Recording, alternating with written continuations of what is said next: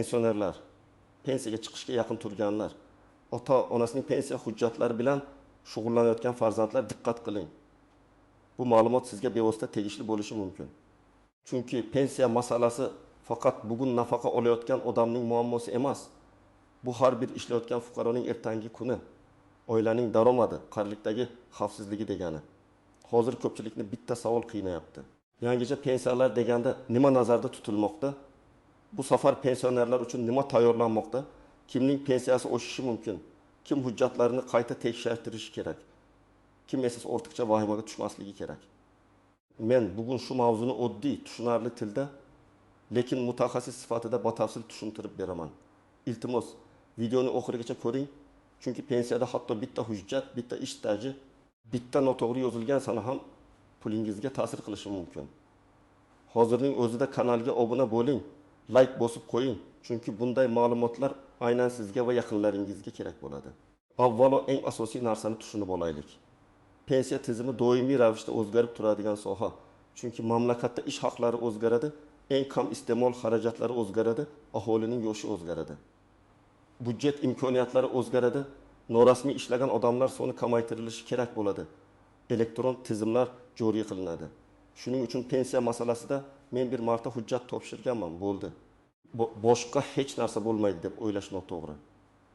Oldin pensiya tayinlashda asosiy e'tibor mehnat daftarchasiga, ish stajiga, ish haqi to'g'risidagi ma'lumotnomalarga, korxona arxivlaridan olingan hujjatlarga qaratilgan edi. Odam ko'p joyda ishlagan bo'lsa, har bir joydan ma'lumot yig'ishi kerak bo'lgan. Ayrim korxonalar yopilgan, arxivlar yo'qolgan, nomi o'zgargan, hujjatlar noto'g'ri saqlangan. Natijada odam o'tib yil ishlagan bo'lsa ham hujjatda 22 yil ko'rinib qolgan holatlar bo'lgan. Yoki ish haqi yuqori bo'lgan, davri tasdiqlanmagani uchun pensiya pastroq hisoblangan. Hozir esa tizim asta-sekin elektronlashmoqda. Ya'ni davlat idoralari o'zaro ma'lumot almashadi. Ish staji, sug'urta badallari, rasmiy ish haqi, soliq to'lovlari elektron bazalarda ko'rinishi kerak.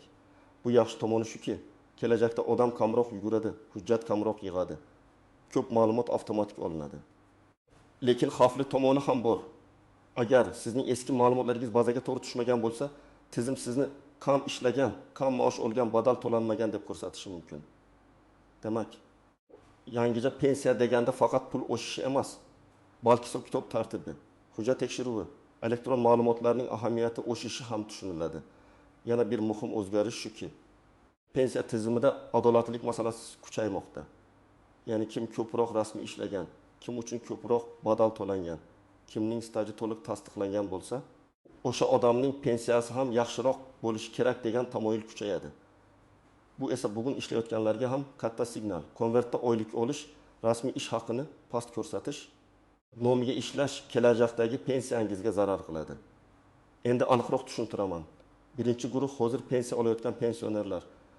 Sizlar uchun eng muhim masala pensiya miqdori qayta hisoblanadimi? Qo'shimcha hujjat topshirsa bo'ladimi? Ilgari inobatga olinmagan stajni qo'shtirish mumkinmi degan savollar. Agar siz pensiyaga chiqqan paytda ayrim ish joylaringiz bo'yicha hujjat topilmagan bo'lsa, keyinroq arxivdan hujjat chiqqan bo'lsa, bu masalani qayta ko'rib chiqish imkoniyati bo'lishi mumkin. Masalan, bir ayol 1910 yillarda tikuv fabrikasida 8 yil ishlagan, lekin pensiyaga chiqqanda faqat 4 yili tasdiqlangan. Keyin arxivdan buyruqlar, ish haqi qaydnomalari topilgan. Bunday holatda u pensiya jamg'armasi bo'limiga murojaat qilib, stajni qayta ko'rib chiqishni so'rashi kerak. Agar hujjatlar haqiqiy bo'lsa, pensiya miqdorida o'zgarish bo'lishi mumkin. Ikkinchi guruh, yaqin 23 yil ichida pensiyaga chiqadiganlar. Sizlar eng ehtiyotkor bo'lishingiz kerak. Chunki pensiyaga chiqishdan oldin hujjatlarni tekshirishga vaqt bor. Aytaylik, erkak kishi 59 yoshda, u 6 yoshda pensiyaga chiqishni kutyapti. U 1990 yildan 2000 yilgacha zavodda, 2000 yildan 2010 yilgacha fermer xo'jaligida, keyin xususiy firmada ishlagan. Agar u hujjatlarni faqat pensiya kuni yaqinlashganda yig'a boshlasa, biror korxona yopilgan, arxiv boshqa tumanga o'tgan, ma'lumot noto'g'ri bo'lib chiqishi mumkin. Shuning uchun men bunday odamlarga oldindan tayyorgarlik ko'rishni tavsiya qilaman.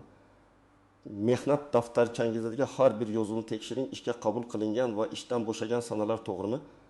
Tashkilot nomi aniqmi, muhr bormi? Imzo bormi? Lavozim ko'rsatilganmi? Juda ko'p hollarda oddiy xato katta muammo tug'diradi.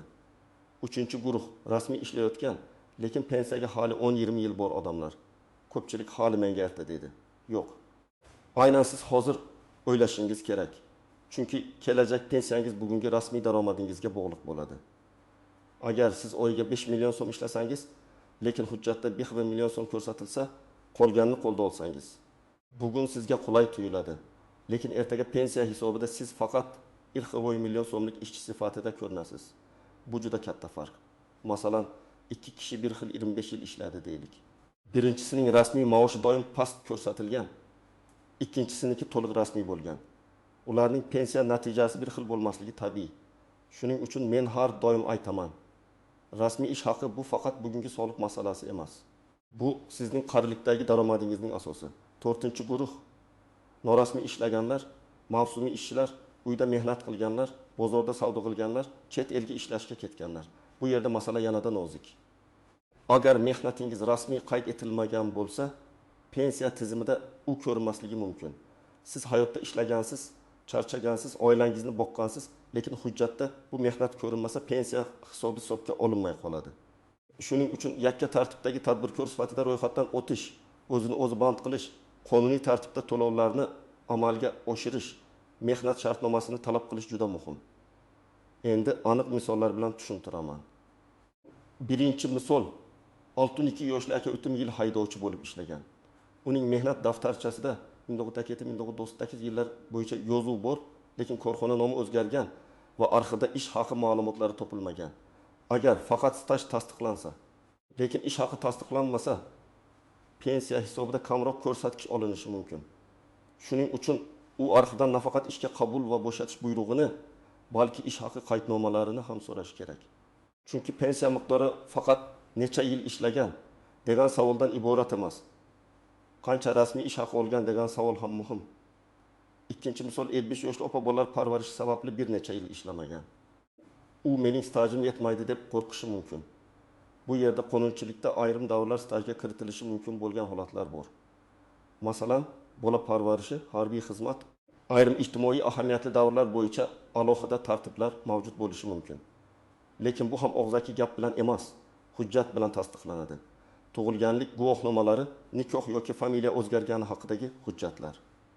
Tegishli ma'lumotnomalar kerak bo'ladi. Uchinchi misol, bir fuqaro chet elda 8 yil ishlagan.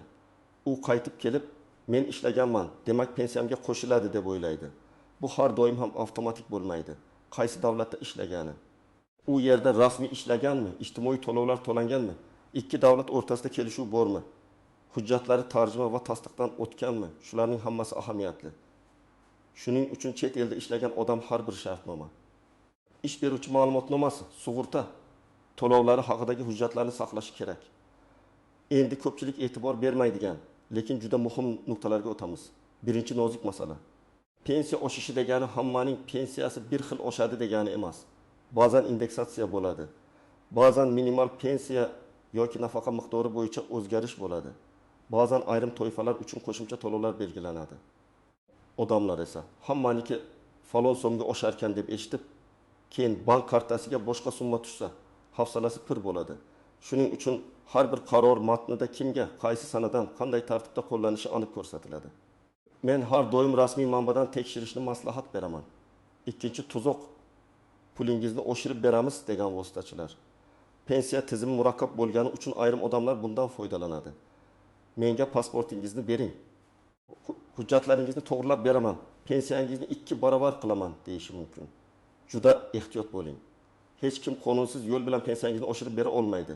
Agar hujjatingiz haqiqiy bo'lsa, siz o'zingiz ham rasmiy ariza bilan murojaat qilishingiz mumkin. Agar hujjat soxta bo'lsa, bu jiddiy javobgarlikka olib kelishi mumkin. Pensiya masalasida soxta staj, soxta ish haqi ma'lumotnomasi, soxta arxiv hujjati bilan hazillashib bo'lmaydi. Uchinchi nozik masala, familiya, ism, otasining ismi, tug'ilgan sana xatolari. Masalan, mehnat daftarchasida Karimova deb yozilgan, pasportda Karimova Dilbar Abdullayevna, eski hujjatda esa da Karimova deb qolgan. Yoki tug'ilgan sana bir joyda 1964 yil 20 mart, boshqa joyda 1964 yil 20 mart. Bunday mayda ko'ringan farqlar pensiya tanlashda savol tug'diradi. Ayniqsa ayollarda turmushga chiqqandan keyin familiya o'zgargan bo'lsa, nikoh guvohnomasi ajrim bo'lgan bo'lsa, tegishli hujjat, familiyani qayta o'zgartirgan bo'lsa, shu haqdagi dalolatnoma kerak bo'ladi. 4-nozik masala. Zararli yoki og'ir mehnat sharoitlari, imtiyozli pensiya. Ba'zi kasblarda odamlar oddiy yoshdan oldin pensiyaga chiqish huquqiga ega bo'lishi mumkin. Lekin bu ham lavozim nomi, ish sharoiti, attestatsiya, ro'yxatlar, ish beruvchi hujjatlari bilan bog'liq. Masalan, odam men zavodda ishlaganman deydi. Lekin zavodda hamma lavozim ham imtiyozli ro'yxatga kirmasligi mumkin. Bir kishi sexda zararli sharoitda ishlagan. Boshqasi shu zavodning ma'muriyatda kotib bo'lgan. Ikkalasining huquqi bir xil bo'lmasligi mumkin. Shuning uchun lavozim nomi mehnat daftarchasida aniq yozilgan bo'lishi juda muhim. 5-nozik masala. Pensiyada bo'la turib ishlash.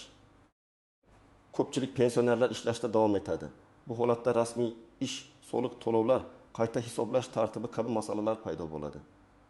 Ayrim hollarda ishlayotgan pensioner qo'shimcha staj yoki badallar hisobiga keyinchalik qayta hisoblash masalasini ko'tarishi mumkin.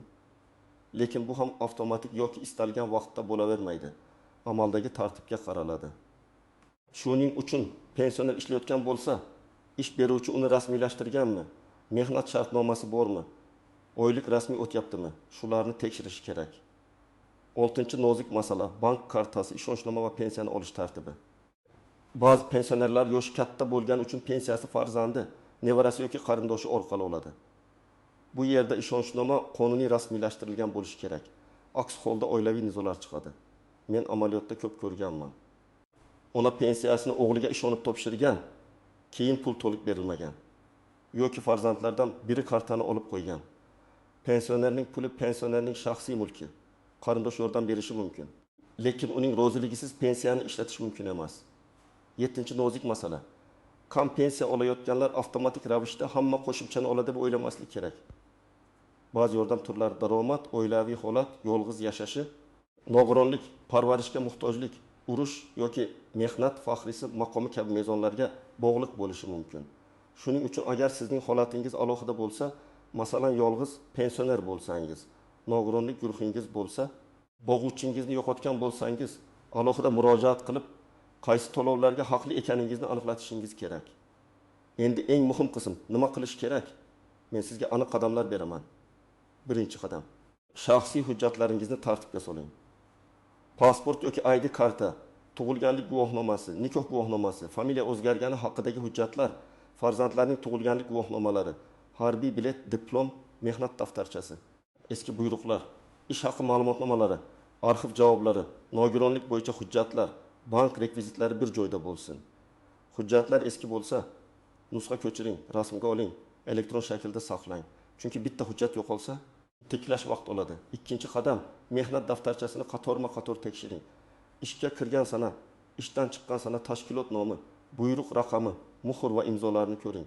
Agar qaysidir yozuv noaniq bo'lsa, hozirdanoq sobiq ish joyingizga yoki arxivga murojaat qiling. Men keyin ko'raman demang. Pensiya yoshiga bir oy qolganda arxiv izlash juda qiyin bo'ladi. 3-qadam, rasmiy ish haqi ma'lumotlarini tekshiring. Hozir ishlayotgan bo'lsangiz, ish beruvchingizdan mehnat shartnomangiz bor yo'qligini, ish haqingiz rasmiy ko'rsatilayotganini, soliq va ijtimoiy to'lovlar to'lanayotganini so'rang. Agar sizga rasmiy eng kamini yozamiz, qolganini qo'lda beramiz deyishsa, bu sizning kelajak pensiyangizga zarar ekanini unutmang. Bugun qo'lingizga ko'proq pul olayotgandek tuyulishi mumkin. Lekin ertaga pensiyada har oy kamroq olishingiz mumkin. 4-qadam, MyPongbuz, soliq organlari, pensiya jamg'armasi yoki tegishli davlat xizmatlari orqali o'zingiz haqingizdagi elektron ma'lumotlarni tekshirish imkoniyatlarini ko'rib chiqing. Agar elektron bazada stajingiz noto'g'ri ko'rinsa, darhol savol bering. Tizimda shunday chiqibdi. Demak bo'ldi deb qo'l siltamang. Elektron tizim ham inson kiritgan ma'lumotga tayanadi. Xato bo'lsa, uni hujjat bilan tuzatish mumkin. 5-qadam. Pensiya jamg'armasining tuman yoki shahar bo'limiga yozma murojaat qiling. Og'zaki so'rab chiqib ketish yetarli emas. Arizada aniq yozing. Mening pensiya hujjatlarimni qayta ko'rib chiqishingizni. Falon yillardagi ish stajimni inobatga olish masalasini ko'rib berishingizni so'rayman. Yoki pensiya tayinlash uchun zarur hujjatlar ro'yxatini taqdim etishingizni so'rayman. Arizangiz ro'yxatdan o'tganiga ishonch hosil qiling. Javobni yozma oling. Yozma javob bo'lsa, keyin yuqori tashkilotga yoki sudga murojaat qilish osonroq bo'ladi. 6-qadam arxivlarga to'g'ri murojaat qiling. Arxivga yozganda men ishlaganman, ma'lumot bering deb umumiy yozmang. Iloji boricha aniq yozing. Tashkilot nomi, taxminiy yillar, lavozim, bo'lim yoki sex nomi, ishga kirgan va chiqqan sanalar, familiyangiz o'sha paytda qanday bo'lgan? Masalan, men Tursunova Malika 1946 yillarda Toshkent tikuv fabrikasida tikuvchi lavozimida ishlaganman. Shu davrdagi ish stajim va ish haqim bo'yicha arxiv ma'lumotnomasi berishingizni so'rayman. Shunda arxiv xodimlari tezroq topadi. 7-qadam. Agar rad javobi olsangiz, sababini tushuning. Ba'zan odamga sizga qo'shib bo'lmaydi deyishadi. Nega? Hujjat yetishmayaptimi? Lavozim mos emasmi? Sana to'g'ri kelmayaptimi? Ma'lumot tasdiqlanmaganmi? Qonunda bunday tartib yo'qmi? Sababini bilmasangiz, muammoni hal qila olmaysiz. Yozma rad javobida asos ko'rsatilishi kerak. Agar rozi bo'lmasangiz, yuqori turuvchi organga shikoyat qilishingiz yoki qonuniy tartibda sudga murojaat qilishingiz mumkin. 8-qadam. Oilangizdagi keksalarga yordam bering. Ko'p pensionerlar hujjat, ariza, elektron xizmatlardan qiynaladi. Farzandlar, nevaralar, qarindoshlar, sizlar bu ishda yordam bering. Lekin ularning o'rniga qaror qilmang. Pulini nazorat qilib olmang. Pensionerning roziligi, huquqi, shaxsiy ma'lumotlari hurmat qilinishi kerak. 9-qadam yangiliklarni eshitganda vahima qilmang. Pensiya to'xtatilarkan, hamma qayta hujjat topshirar ekan. Faqat yangi tizimga o'tganlar olarkan kabi gaplar tez tarqaladi. Har bir xabarni rasmiy manbadan tekshiring. Pensiya kabi ijtimoiy muhim masalada odatda tartib, muddat tushuntirish beriladi. Mish-mish bilan qaror qabul qilmang. 10-qadam. Agar siz hali yosh bo'lsangiz ham, pensiya madaniyatini bugundan boshlang. Rasmiy ishlang, shartnomangizni saqlang, oylik varaqalaringizni tekshiring, soliq to'lovlaringizni kuzating, hujjatlaringizni yo'qotmang. Har bir ish joyidan bo'shaganda buyruq nusxasi, ma'lumotnoma, hisob-kitob varaqasi kabi hujjatlarni olib qo'yish yomon odat emas. Aksincha kelajak uchun himoya. Demak, pensionerlar tayyor turish kerak deganda men vahimani emas, tartibni nazarda tutyapman. Yangicha pensiyalar bu faqat miqdor o'zgarishi emas, balki hujjatlarning to'g'riligi, elektron ma'lumotlar, rasmiy ish haqi stajni tasdiqlash, imtiyozli toifalar va qayta hisoblash imkoniyatlarini anglatadi. Kimning hujjatlari joyida, staji to'liq, ish haqi rasmiy, ma'lumotlari bazada to'g'ri bo'lsa, u ortiqcha xavotir qilmasligi mumkin. Lekin kimda eski ish joylari, yo'qolgan ma'lumotnomalar, familiya xatolari, norasmiy ish davrlari, chet eldagi mehnat faoliyati yoki imtiyozli pensiya masalasi bo'lsa, hozirdanoq harakat qilishi kerak. Men sizga tavsiyamni yana bir bor aytaman, hujjatlaringizni yig'ing, mehnat daftarchangizni tekshiring, arxivlarga murojaat qiling. Pensiya jamg'armasidan yozma javob oling, rasmiy ma'lumotlarga tayaning. Pensiya bu sizning mehnatingiz evaziga shakllanadigan huquqingiz. Uni himoya qilish uchun bugun e'tiborli bo'lish kerak.